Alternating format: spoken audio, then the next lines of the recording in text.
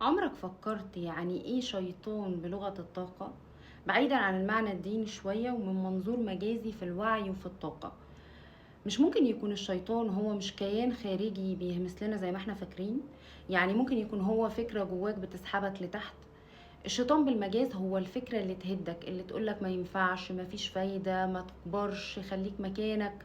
فكرة صغيرة وشكلها عادي جدا بس تأثيرها عليك كبير وانت ما بتحسوش.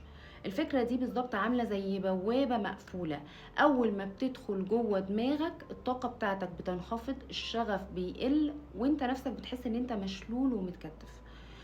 لما نقول الأفكار هي الشيطان احنا مش بنحدد عقيدة، احنا بنشرح حالة طاقية معينة خاصة بالأفكار. كل فكرة بتوقعك من جواك، كل فكرة تاخدك من نورك لنقطة ضلمة، كل فكرة تخليك تختار نسخة أقل من اللي انت المفروض تكون عليها، هي شيطان مجازي بالنسبة لك. شوف انت بقى كم مرة قلت لنفسك انا فاشل، الدنيا مش ليا، هم احسن مني، انا اقل، مش قادر اتغير، مش عارف اتغير. ما فكرتش الكلام اللي انت بتقوله لنفسك ده شبه ايه؟ يعني الكلام ده مش شبه حد كأنه هو بيمسكك وبيزقك لورا بقوة كل ما تفكر ان انت تتحرك لقدام؟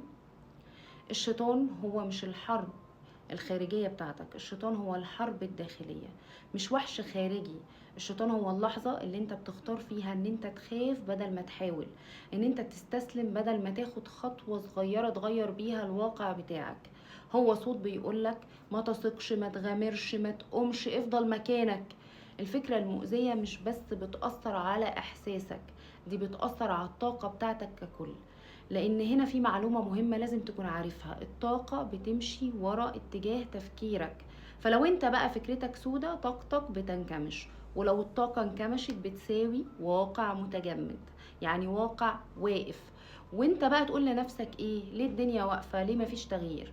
مع ان اصل الوقوف هنا مش في الدنيا، الوقوف في فكرتك. يعني الوقوف من جوه مش من بره. فقبل ما انت تدور على الشيطان اللي بره، جرب تسأل نفسك سؤال: ايه الفكرة اللي كل ما بتيجي في دماغي حياتي بتبطل ان هي تتحرك؟ يمكن تكون الفكرة دي هي شيطانك اللي انت محتاج ان انت تفكه. مش بالحرب الخارجية، بالفهم.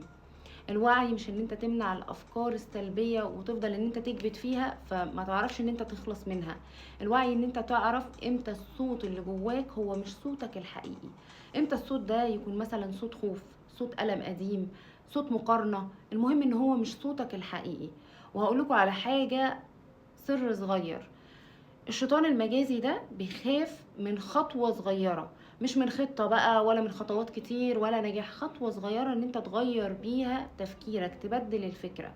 خطوة صغيرة بس تكسر بيها الفكرة بدل ما هي اللي تكسرك. فلو انت عايز تعرف مين الشيطان في حياتك، شوف مين الصوت اللي جواك اللي بيكلمك، مين الصوت اللي مش عايزك تنور. وشوف اول فكرة بتيجي في دماغك قبل ما انت تحلم، اول فكرة بتوقفك، هي دي الشيطان الحقيقي اللي واقف بينك وبين احلامك.